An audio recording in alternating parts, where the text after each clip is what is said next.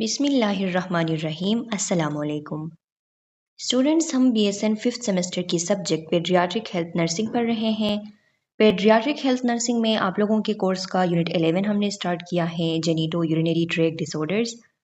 इनमें से first 4 disorders हम डिस्कस कर चुके हैं, जो कि हमारे चैनल के प्लेलिस्ट में मौजूद है, और चैनल के प्लेलिस्ट का लिंक आप लोगों को इस वीडियो लेक्चर के डिस्क्रिप्शन के एंड में मिल जाएगी, वहां से आप स्टडी कर सकते हैं। आज का हमारा जो लेक्चर है, इसमें हम डिस्कस करेंगे इसी यूनिट का disorder number 5, congenital renal atrophy, जो कि इस यूनिट का लास्ट डिसऑर्डर है। इस लेक्चर के साथ आप लोगों का जो यूनिट 11 है, जेनिटो यूरिनरी ट्रैक्ट डिसऑर्डर, ये कम्प्लीटली कवर हो जाएगी। देखिए स्टूडेंट्स, कंजेनिटल रीनल एट्रोफी जो है बच्चों में, ये एक ऐसी कंडीशन होती है कि जिसमें एक या दोनों किडनीज जो है वो अंडर डेवलप होते हैं।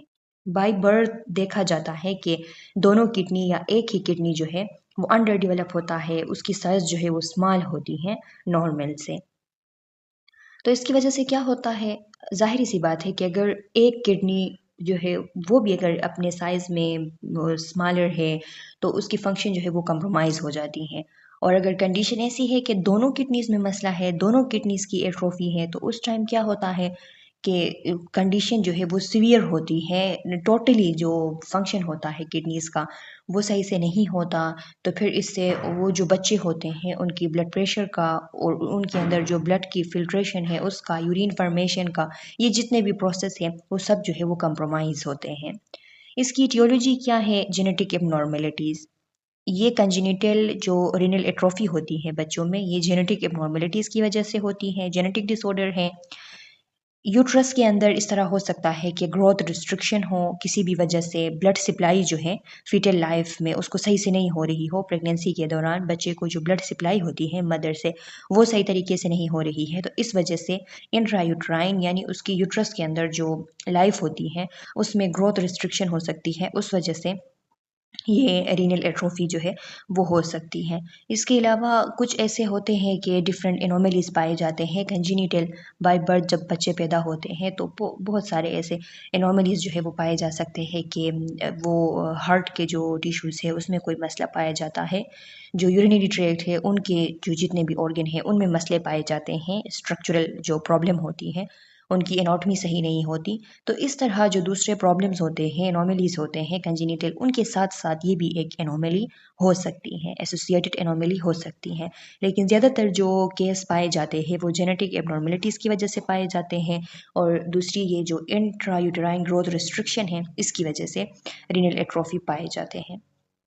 पैथोफिजियोलॉजी इसकी देख लें, ज़ाहिर सी बात है अगर किडनी की साइज़ जो है वो छोटी है तो इसका मतलब ये है कि नंबर ऑफ़ नेफ्रॉन जो है वो कम है।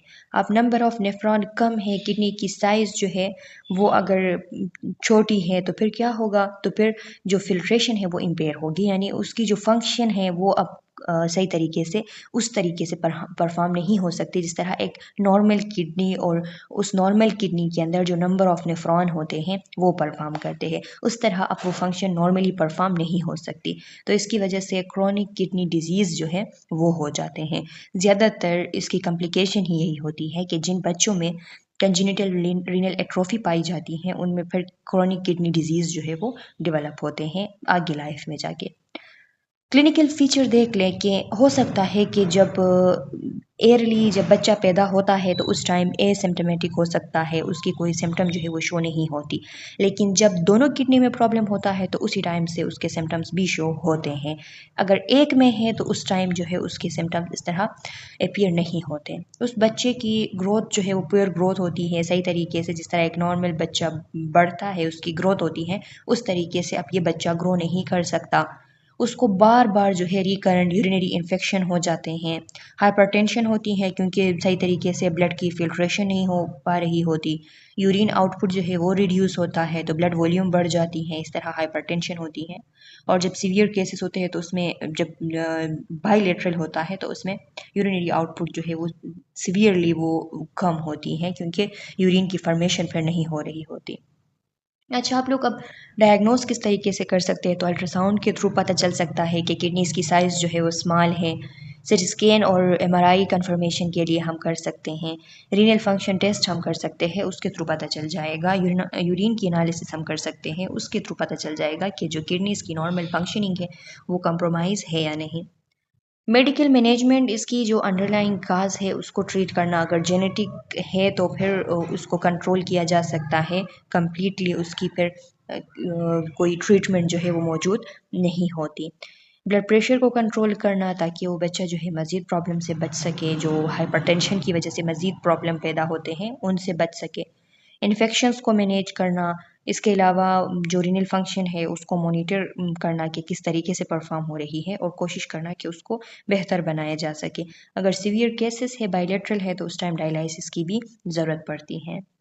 नर्सिंग मैनेजमेंट के अंदर आप लोगों की रिस्पॉन्सिबिलिटी ये होगी कि आप लोग इनटेक आउटपुट जो है उसको मॉनिटर करेंगे, इनटेक आउटपुट चार्ट जो है वो मेंटेन रखेंगे, ग्रोथ और डेवलपमेंट जो है उस बच्चे की उसको एसेस करेंगे, वाइटल साइन मॉनिटर करेंगे, पेरेंट्स को एजुकेट करेंगे इस डिसऑर्डर के बारे में, और जो मेडिकेशन एडहियरेंस है उसको आप लोग इंश्योर करेंगे कि मेडिकेशन जो है वो बच्चे को सही तरीके से मिल रही है।